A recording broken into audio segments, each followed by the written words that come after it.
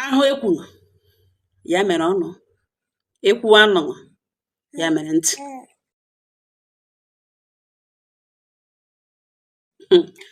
Ihe m na-abịa ngala m na-agụ ya ka uri mgbe niile. Ụfọdụ n'ime unu ga-asị nwaanyị mba nnọọ hapụkwana ihe ahụ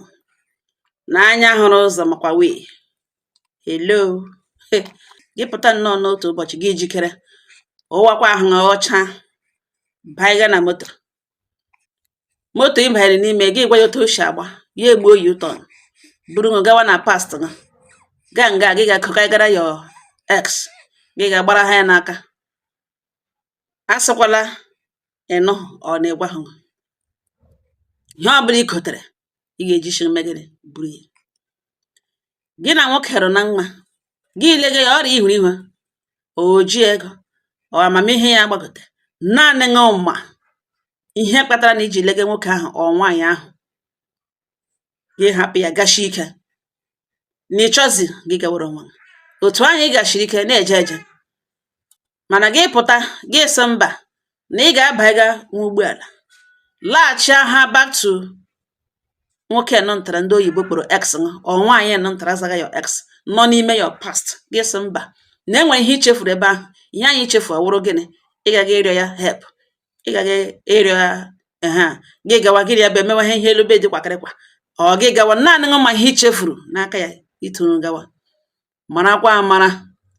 na obi wa akpa onye ọbụla nyaka ya. Lewedala na nwata nwoke na ugboene aha ya wụ Bankole Ogini, ọ wụ onye Akure, nwere nwatakịrị nwaanyị ya na ya bụ omega ihe in the past ke nwaanyị ahapụ ya gaa lụgharịrị di mụọcha ụmụ ebe ọ lụrụ di nọgidezie ha abụọ ebido ya na ex ya wụ nwoke na ugbo ebido kwukerekwa ha na fon ha ebido kparịtawa ha. Ụmụnne m ọ gịnị buteziri ije ejiri dọkpụkpụm nwata nwa okorobịa na ugbo ọkwa na ex ya nwaanyị ahụ dị 45 years kelewo ex ya. Ọ gịnị ka eji ebe ọ gịnị ka ọ na-ekwu na ahụrụ ozu nwatakịrị nwaanyị n'ụlọ ya ka o kere ya eriri n'ụkwụ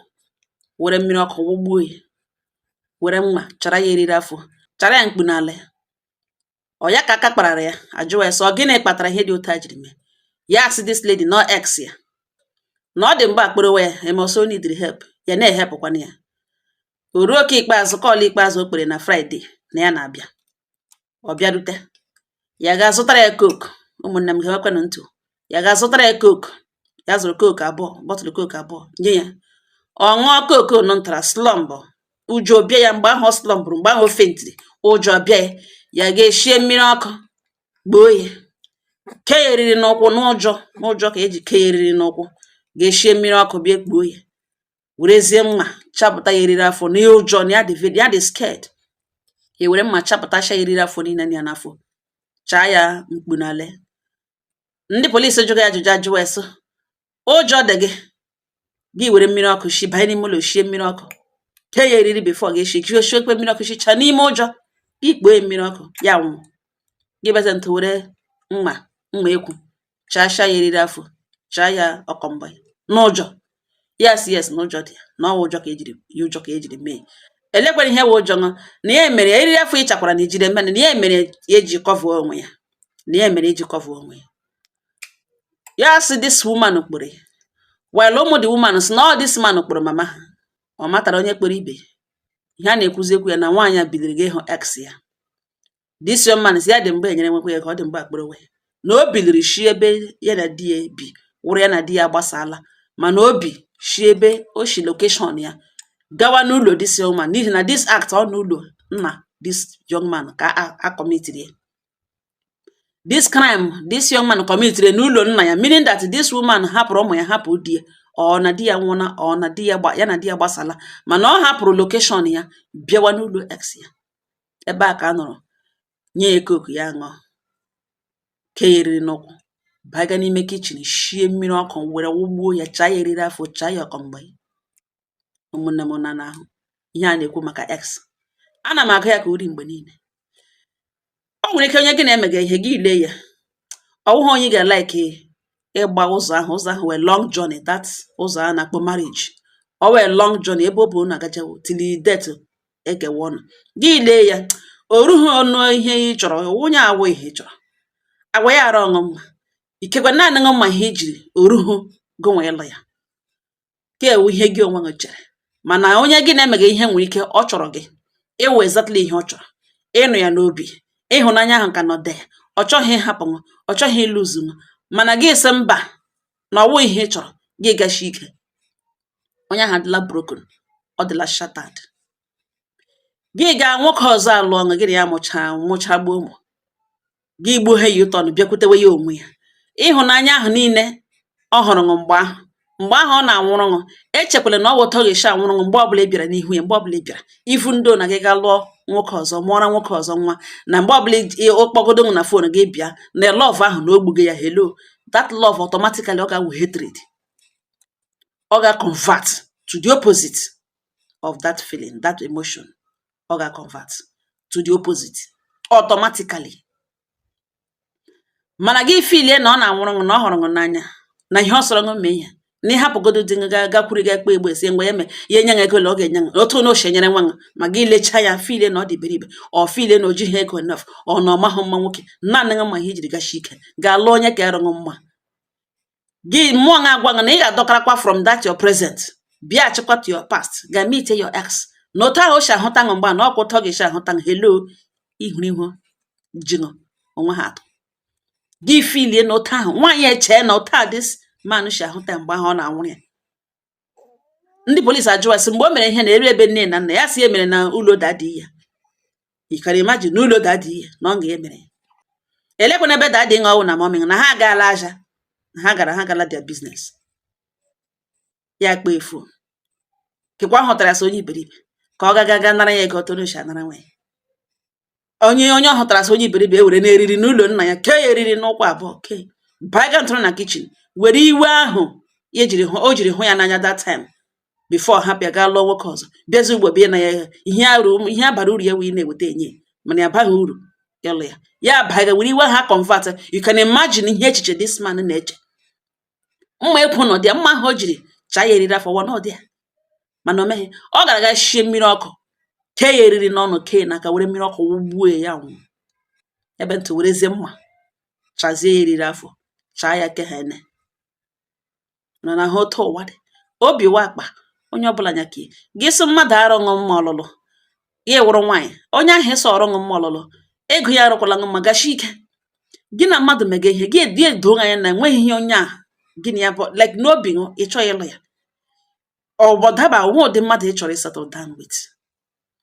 gị hapụ ya gashi ike hapụ onye ahụ ebe anyị hapụrụ ya gị gakwa mejụsacha onwe gị oyi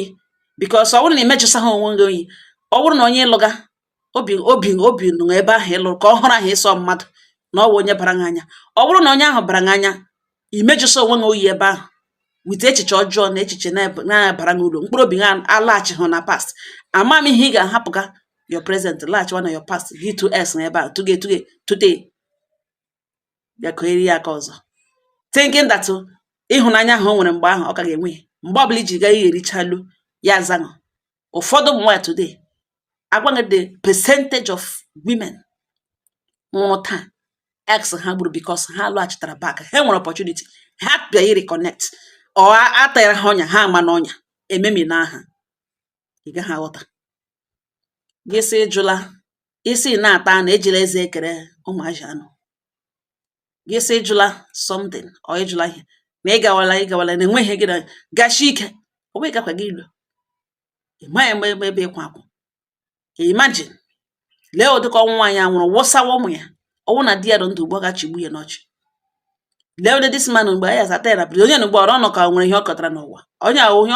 iwu ihe ahụrụ ya were ọ sị na ụjọ dị ya lewenụ na ụjọ tụghị ya lee ihe ọ gwaga polisi